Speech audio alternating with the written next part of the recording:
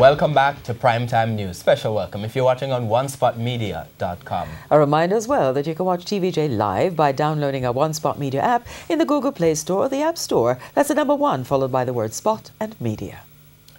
Up first this evening, a few hours after the Commissioner of Police George Quayle led a high-level tour through troubled spots in St. James, the guns resumed barking, claiming the lives of 3 people. The 3 were killed in separate incidents between Thursday evening and Friday afternoon. Joseph Miles of Rose Heights was shot and killed on East Street about 2 p.m. Friday. The other 2 are yet to be identified. TVJ's Lanagay Franklin reports. The Commissioner of Police, George Quayle, and his team arrived in St. James on Thursday to have a walk through troubled communities as the murder figures in the parish crossed the 300 mark. 305 persons have been killed in St. James since the start of the year. The Police High Command says of that figure, more than 210 persons were killed in gang-related violence.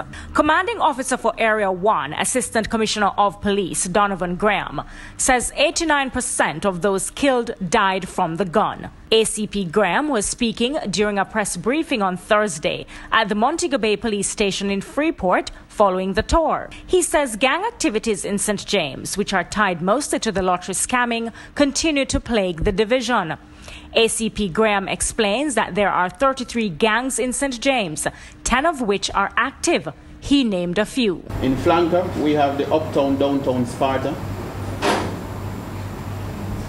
In Salt Spring, we have the G-City, we have the Unknown Killers. In Rose Heights, we have the Bosshead Gang. In Cambridge, we have the Ratty Gang, which has our number 1 wanted person, which is Ryan Peter King. And these are the gangs that are impacting us with the greatest numbers of murders. When you look at in the Salt Spring areas, the Montego Hills police area, we see of the 300 murders, at least 70 murders have been committed as a result of gang activities in that space. In response to the crime situation crippling the second city, the High Command says it has adjusted its crime-fighting strategies to include dispatching Deputy Commissioner of Police Clifford Blake to the parish. It is our intention going forward to change some strategies, to redeploy some persons here in an effort to, number 1, ensure the safety of the citizens in this parish, and 2, to target some of these persons who are causing mayhem in this parish. I have been having dialogue with my counterparts from the Jamaica Defense Force, and we are starting the planning going right down into for the activities going right down into the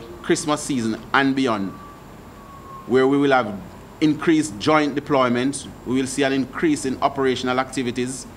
We will have reduction in the administrative functions that we perform as a police, where our members will be deployed in the streets and the commercial areas. The Commissioner and his team walked several areas in Granville and Glendavon. Not many persons were seen on the streets as the police party went through, and those the team interacted with were reluctant to speak on camera. Commissioner Quayle walked through Guns Drive, where several houses were firebombed, including this one in recent times. The police team also walked Mud Valley on Retirement Road, where 7 persons were shot, 1 fatally last week. Lanagay Franklin, TVJ News.